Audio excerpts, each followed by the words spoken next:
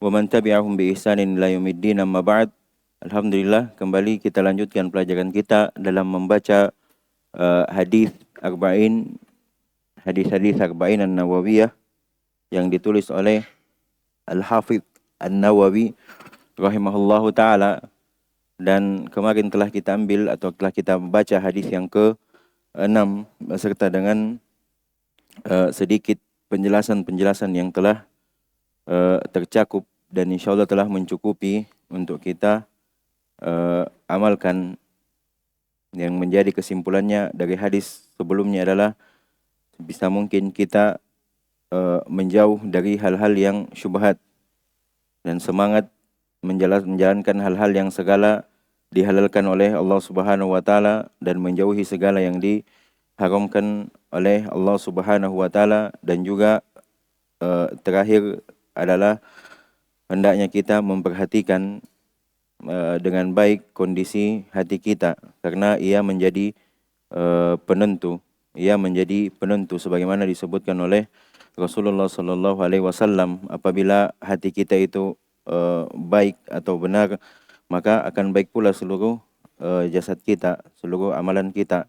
Demikian pula sebaliknya, apabila ia buruk atau rusak, maka rusak pula seluruh tubuh dan seluruh amalan kita. Dan juga jika ingin lebih mendalam lagi, hal ini ditegaskan dengan hadis yang pertama, innamal a'malu bin niat, yaitu tempatnya di hati. Jika niatnya benar, maka amalannya insyaallah akan benar jika juga sesuai dengan tuntunan Rasulullah sallallahu alaihi wasallam. Alhamdulillah, hari ini kita masuk ke dalam hadis yang ke-7. Kata beliau rahimahullah, Nabi Ruqayyah Tamim bin Aus ad-Dari radhiyallahu anhu, dari Abu Ruqayyah Tamim bin Aus ad-Dari radhiyallahu anhu, bahwasanya Nabi sallallahu alaihi wasallam bersabda, ad-dinu an-nasihah, agama itu adalah nasihat. Kulna, para sahabat bertanya, liman, untuk siapa wahai Rasulullah? Maka beliau sallallahu alaihi wasallam menjawab, lillahi wa li kitabihi wa li rasulihi wa li a'immatil muslimin wa ammatihim, yaitu untuk Allah Subhanahu wa taala, untuk kitabnya, untuk rasulnya, untuk pemimpin kaum muslimin, dan ammatihim, seluruh kaum muslimin. Hadis ini disebutkan oleh sebagian ulama adalah salah satu hadis atau seperempat salah satu hadis dari 4 hadis yang mencakup seluruh pembahasan agama. Bahkan ada yang menyebutkan bahwa hadis ini adalah madaruddin, tempat berputarnya agama, poros agama. Jadi agama hanya berputar di dalam hadis ini. Bagaimana tidak ketika Rasulullah sallallahu alaihi wasallam berkata, ad-dinu an-nasihah. Ad-din, apa ad-din? Sudah kita ambil, sudah disebutkan, sudah dijelaskan oleh Rasulullah sallallahu alaihi wasallam di hadis kedua. Pada akhir hadis Rasulullah sallallahu alaihi wasallam bersabda, ada Jibril atakum yu'allimukum dinakum. Ini adalah Jibril yang datang kepada kalian mengajarkan agama kalian. Apa yang diajarkan oleh Jibril pada hadis tersebut mencakup 3 hal, yaitu tentang Islam, tentang iman, dan tentang ihsan. Maka 3 hal tersebut masuk di dalam pembahasan hadis ini. Ad-din an-nasihah, agama itu adalah nasihat. Agama itu adalah nasihat.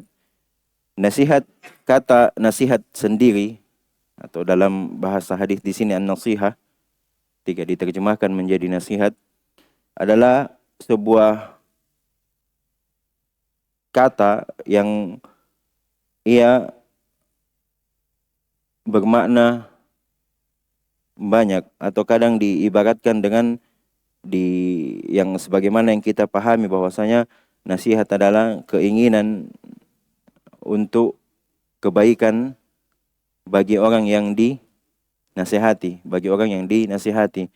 yaitu kita inginkan kebaikan kepada orang dengan memberi nasihat kepadanya. Adapun secara bahasa, nasihat ini adalah al-khulus, sofi, murni, suci, ketulusan hati, ada banyak. Bahkan disebutkan oleh sebagian ulama bahwasanya kata nasihat ini tidak ada yang sepadan dengan kata ini dalam bahasa Arab, saking luasnya makna dari kata nasihat ini. Demikian juga agama Islam ini, kalau nasihat itu sebagai secara bahasa kemurnian atau ketulusan hati, maka ad-din an-nasiha, agama ini adalah agama yang murni dari sisi bahasa. Agama ini adalah agama yang kita memeluknya dengan meyakininya dengan ketulusan hati. Kemudian kata para sahabat dalam hadis ini, kulna, siapa di situ? Berarti di situ diketahui bahwasanya sahabat. Liman, kepada siapa agama ini? Kepada siapa agama ini sebagai nasihat, wahai Rasulullah? Dari lafaz ini kita lihat atau faidah yang dapat diambil betapa semangatnya para sahabat untuk menuntut ilmu, mendapatkan pengetahuan. Ia tidak sekedar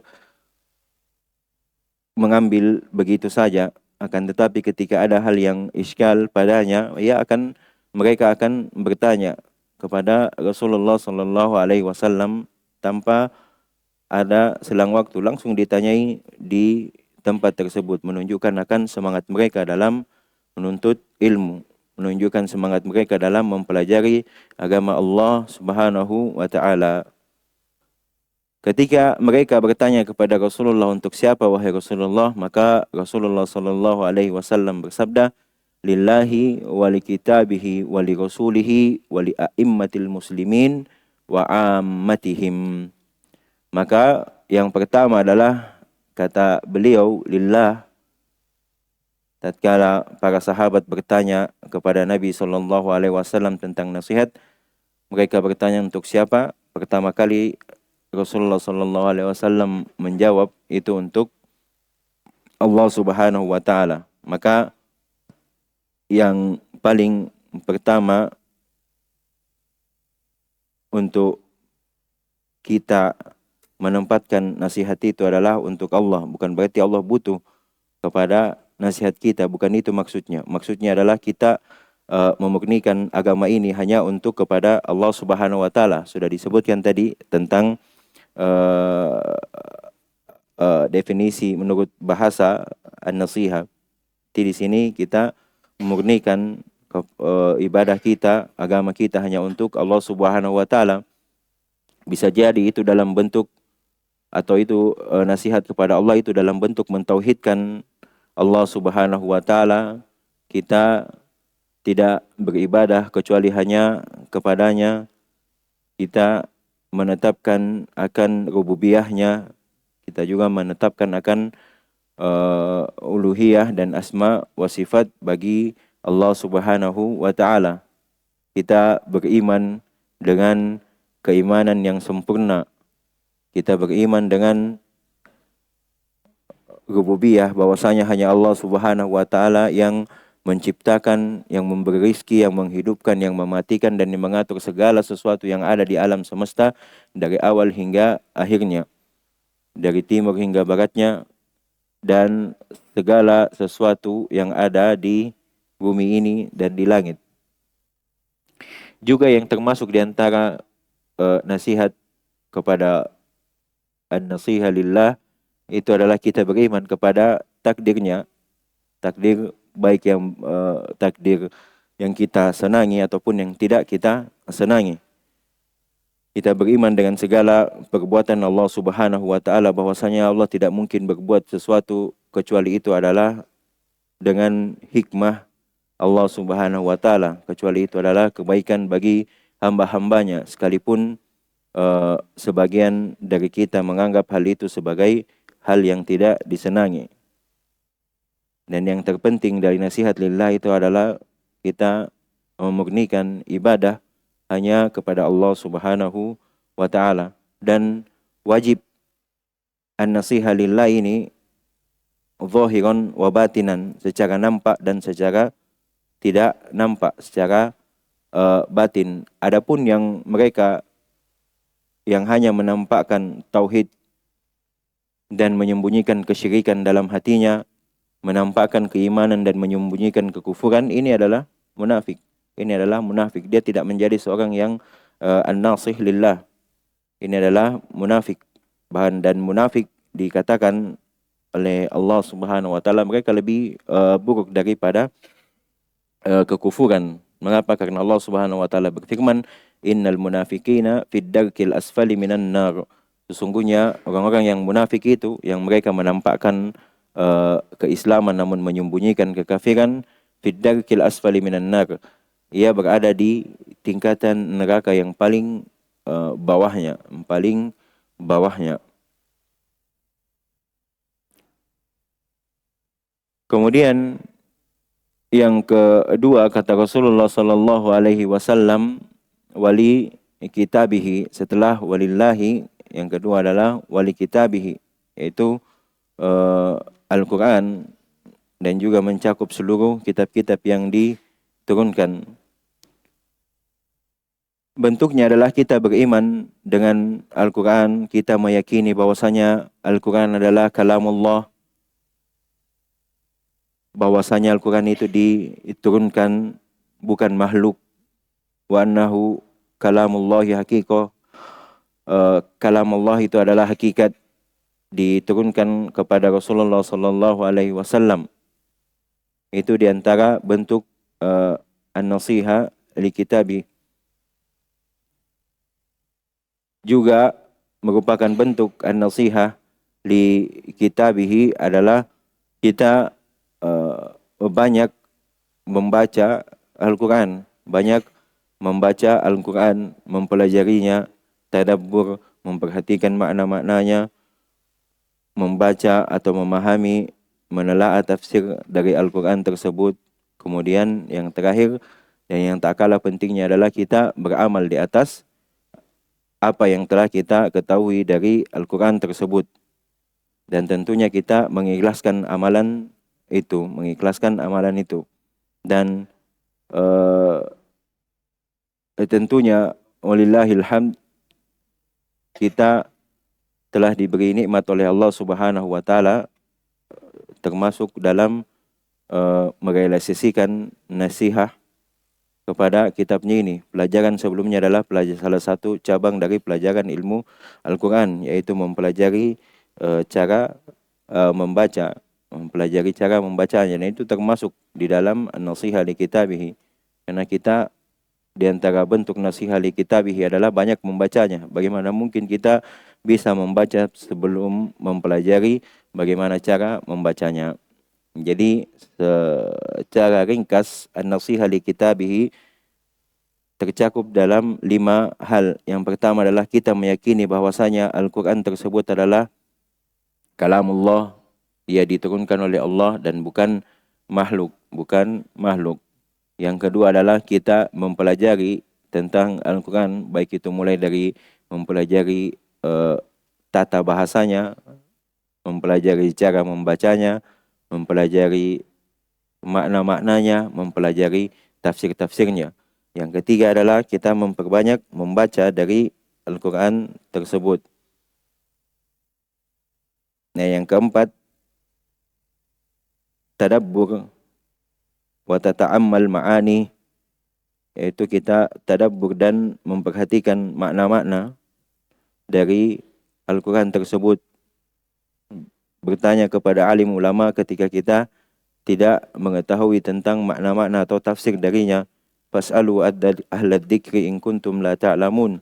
Maka bertanyalah kepada ahlinya, ahlul ilmi, ketika kalian tidak mengetahui. Dan yang kelima, yang terakhir adalah kita beramal dengan Al-Quran. Kita beramal dengan Al-Quran. Karena yang kelima ini adalah penentu tidak bermanfaat bagi kita ilmu kita tentang Al-Quran, sefasih apa kita dalam melafadzkan Al-Quran, sehebat semungkin apa kita dalam menghafal Al-Quran, akan tetapi ketika tidak diamalkan maka itu tidak akan bermanfaat sama sekali. Maka itu tidak akan bermanfaat sama sekali. Sekalipun kita mungkin membacanya sehari bisa menamatkan lebih dari sekali, akan tetapi selama kita tidak mengamalkan apa yang ada dalam kandungan-kandungannya, maka kita tidak dikatakan sebagai nasih. Kita tidak dikatakan sebagai nasihan li kitabillahi azza wa jal. Selanjutnya yang ketiga adalah wali rasulihi nasihah li rasulihi, yaitu mencakup kita mempersaksikan bahwasanya Rasulullah Shallallahu Alaihi Wasallam adalah benar dengan keyakinan yang penuh bahwasanya beliau adalah utusan Allah Subhanahu Wa Taala dan juga hambanya dengan penuh keyakinan baik itu secara nampak dan secara tidak nampak, zahiran wa batinan, kita meyakini hal tersebut.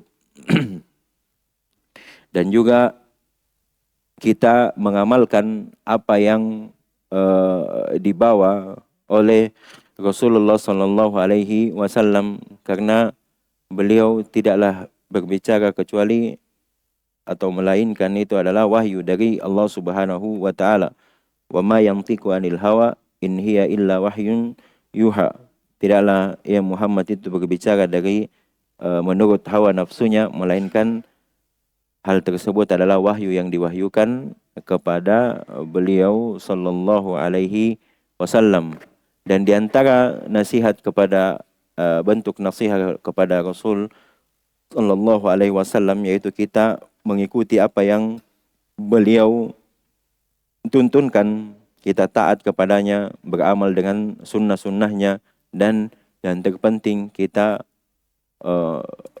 menjauhkan diri dari berdusta kepada atau berdusta atas nama Rasulullah Sallallahu Alaihi Wasallam, sebagaimana yang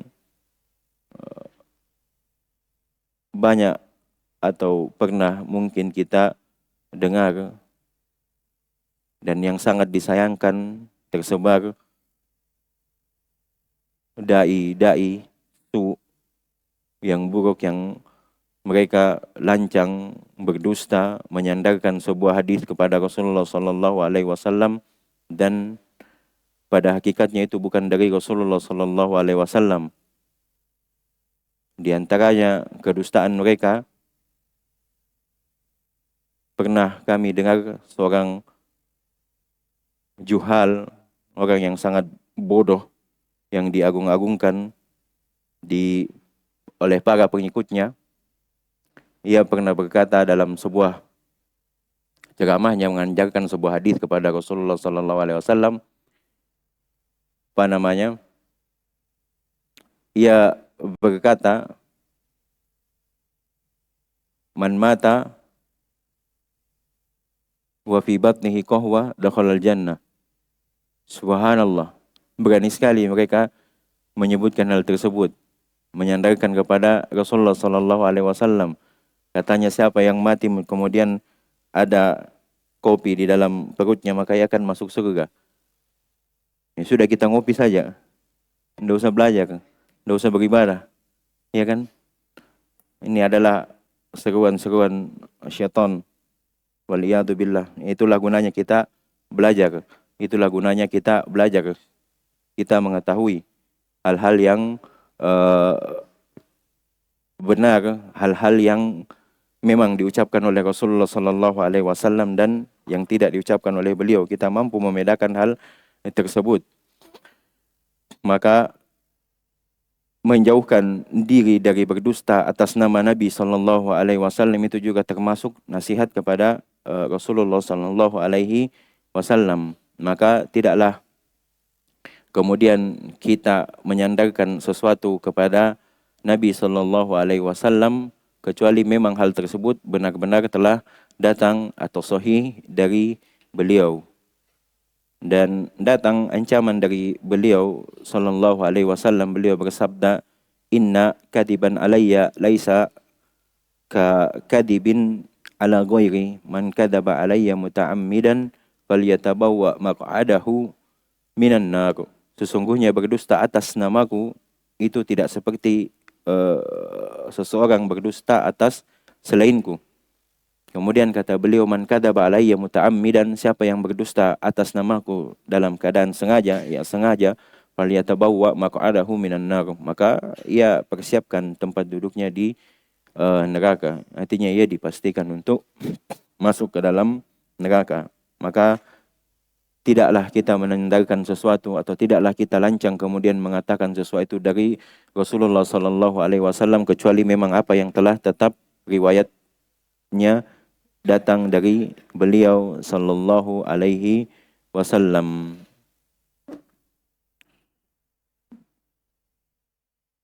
Di antara juga nasihat kepada Rasul adalah kita mempelajari hadis-hadis yang datang dari beliau. Kita memahami maknanya. Alhamdulillah, sebagaimana apa yang kita lakukan hari ini. Insyaallah semoga saja ini terhitung sebagai nasihat li Rasulihi sallallahu alaihi wasallam. Tentunya kita juga mempelajari mustalahul hadis dan lain sebagainya yang berkaitan dengan hal tersebut. Juga mempelajari tentang sirah beliau sallallahu alaihi wasallam. Selanjutnya yang keempat adalah an-nasihah li a'immati al-muslimin. Ini juga tidak kalah pentingnya untuk kita ketahui, karena di luar sana banyaknya tersebar penyimpangan-penyimpangan yang berkaitan tentang a'immah al-muslimin, pemimpin kaum muslimin, pemerintah. Dan nasihah li a'immatil muslimin tercakup padanya adalah kita menolong mereka atau membantu mereka ta'awun alal bir, di atas kebaikan, as-sama' wa ta'ah, terhadap perintah mereka selama itu bukan dari maksiat, kita mendengar dan taat kepada mereka. Dan juga ketika kita mendapati kesalahan-kesalahan atau kekeliruan-kekeliruan yang muncul dari mereka, itu kita menasihatinya jika memang kita mumpuni dan mampu dalam hal tersebut. Mumpuni dan mampu dalam hal tersebut. Tidak serta-merta kita langsung dengan lancang memberitahu harusnya seperti ini. Apa yang dilakukan oleh pemerintah ini salah, harusnya seperti ini. Siapa kita? Siapa kita yang lancang atas mengkritik pemerintah kaum muslimin? Tidak sepantasnya itu dilakukan, tidak sepantasnya itu dilakukan. Dan ketika memang kita mumpuni dan mampu, itu pun ada adab-adabnya, ada cara-cara untuk menasihati mereka, yaitu kita menasihati dengan diam-diam. Menasihati dengan diam-diam, kita datangi, kita memang, makanya saya bilang ketika kita mampu dan mumpuni. Jika tidak, maka hal yang paling terbaik yang bisa kita lakukan adalah mendoakan mereka. Dan mendoakan mereka juga di antara hal yang atau termasuk di antara bentuk menasihati pemerintah. Termasuk di antara bentuk menasihati pemerintah. Adapun orang-orang yang menasihati pemerintah dengan demonstrasi misalkan, maka ini bukan bentuk nasihat. Ini bukan di atas tuntunan agama Islam yang mulia ini. Tidak di atas tuntunan Rasulullah sallallahu alaihi wasallam dalam bermuamalah, dalam menasihati pemerintah. Tidak. Bahkan itu muncul dari kebiasaan orang-orang kafir, kebiasaan dari musuh-musuh Islam. Dia tidak mewakili kaum muslimin, ia hanya mewakili mungkin kelompok atau bahkan hawa nafsu mereka sendiri. Dan yang kita lihat, yang nampak adalah ketika mereka turun ke jalan mengatasnamakan kaum muslimin, rakyat, menasihati pemerintah, tidaklah kemudian terhasilkan darinya kecuali keburukan. Kecuali keburukan, baik itu yang nampak maupun yang tidak nampak, yang cepat ataupun yang akan datang, keburukan yang terhasilkan dari hal tersebut. Dan tadi sudah kami isyaratkan juga bahwasanya di antara hal yang terpenting yang termasuk dalam menasihati umat adalah menasihati a'immah al-muslimin, pemerintah, pemimpin kaum muslimin, adalah kita mendoakan kebaikan untuk mereka. Mengapa hal demikian disyariatkan? Karena kebaikan pemerintah adalah kebaikan untuk umat itu sendiri. Kebaikan pemerintah adalah kebaikan untuk umat itu sendiri. Maka sepantasnya kita sebagai penuntut ilmu banyak-banyak mendoakan pemerintah kita, pemimpin kaum muslimin. Bahkan di antara ketajaman pemahaman, kedalaman pemahaman seorang alim ulama, Al-Fudail bin Iyad, beliau pernah berkata, kalau saja saya mengetahui ada satu doa yang mustajabah, yang pasti diterima oleh Allah Subhanahu wa taala, maka doa tersebut akan saya tujukan atau saya akan peruntukkan untuk pemimpin kaum muslimin. Ini diantara kedalaman pemahaman mereka. Ia tidak memikirkan beliau tidak memikirkan dirinya. Ia memikirkan kaum muslimin. Karena sebagaimana sudah kita sebutkan tadi, kebaikan atau kebenaran yang ada pada pemimpin, maka itu juga merupakan bentuk kebaikan atau akan berbuah kebaikan pada umat muslimin.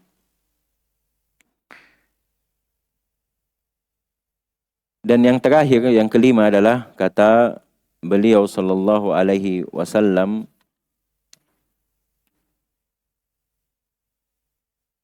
wa ammatihim, maksudnya wali ammatihim, yaitu untuk keumuman kaum muslimin. Kalau yang tadi sebelumnya adalah nasihat kepada pemimpin kaum muslimin, sekarang adalah nasihat ammatihim, keumuman kaum muslimin. Dan ini di antara bentuknya adalah kita bermuamalah dengan kaum muslimin dengan muamalah yang baik. Kita berhidup dengan mereka dengan hidup yang baik. Kita bertetangga dengan mereka dengan mewujudkan hak-hak bertetangga. Kita tidak mengganggu mereka. Al-muslim man salimal muslimuna min lisanihi wa yadihi. Seorang muslim itu adalah siapa yang kaum muslimin, orang muslim yang lain itu selamat dari gangguan lisan dan tangannya. Lisan dan tangannya. Juga termasuk di antara nasihat pada kaum muslimin adalah ketika kita melakukan sebuah perdagangan, jual beli, maka kita melakukan hal tersebut sesuai dengan tuntunan. Kita tidak curang, kita tidak berdusta, dan tentu kita amanah terhadap jual beli tersebut. Kita tidak khianat, karena Rasulullah sallallahu alaihi wasallam bersabda, "Man ghasyana falaysa minna." Siapa yang melakukan kecurangan, maka ia bukan dari kami. Ia bukan dari kami. Dan yang tak kalah pentingnya dan mungkin langsung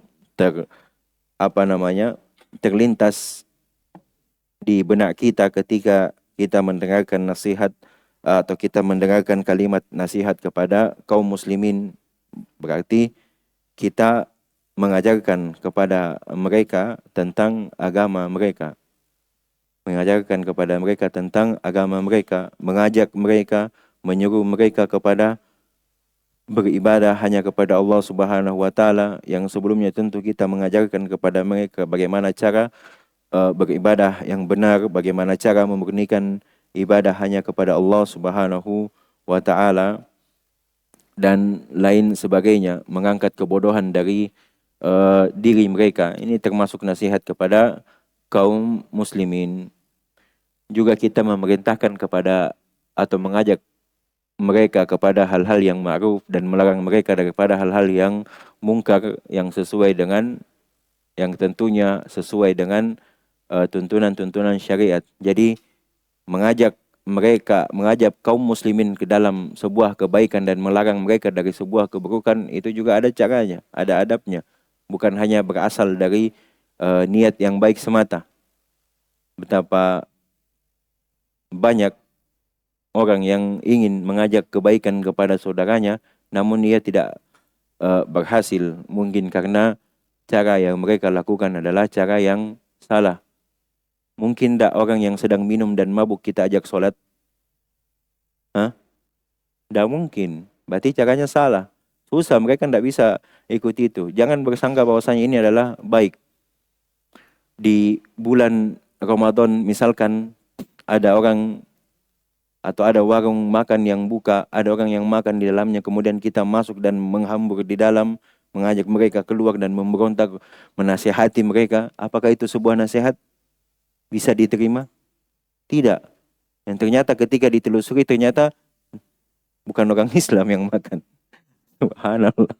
Iya kan? Maksudnya menasihati kaum muslimin itu ada caranya. Tidak serta-merta kita langsung menasihati mereka. Ada tempat. Bagaimana mungkin kemudian ketika kita menasihati orang yang lebih tua dengan kita, ada caranya. Orang yang sebaya dengan kita ada caranya. Orang yang lebih muda dengan kita ada caranya. Dan kita lihat juga keadaan-keadaan mereka bagaimana. Itu semua ada cara-caranya yang perlu kita pelajari bersama. Tidak serta-merta atas dasar kebaikan, semangat. Tidak. Ada ucapan yang bagus dari Ibnu Abbas kalau tidak salah. Kami muridin, ada yang hafal? Kami muridin lil khair la yusibuh. Ahsan. Betapa banyak orang yang menginginkan kebaikan, akan tetapi ia tidak mendapatkannya. Ia tidak mendapatkannya. Ya, mungkin karena cara-caranya yang salah, adab-adabnya yang tidak diperhatikan, dan yang terpenting mungkin niatnya yang tidak benar. Niatnya yang tidak benar. Dan tentu masih banyak lagi hal-hal yang masih kurang dan butuh lagi kita sampaikan. Namun insya Allah apa yang sudah kita sebutkan itu telah mencukupi untuk menjelaskan hadis ini. Dan kesimpulannya adalah hadis yang ada di hadapan kita ini adalah hadis yang termasuk hadis yang mulia, yang patut kita perhatikan dan telaah lebih dalam lagi. Tatkala Rasulullah sallallahu alaihi wasallam berkata ad-dinun nasiha, maka dipahami bahwasanya agama ini adalah semuanya nasihat. Semuanya nasihat. Barang siapa yang tidak ada nasihat pada pada dirinya, maka tidak ada agama baginya. Karena Rasulullah bersabda, ad-dinun nasiha, atau barang siapa yang kurang dalam nasihat pada dirinya, maka ia termasuk di antara orang yang kurang dari agamanya,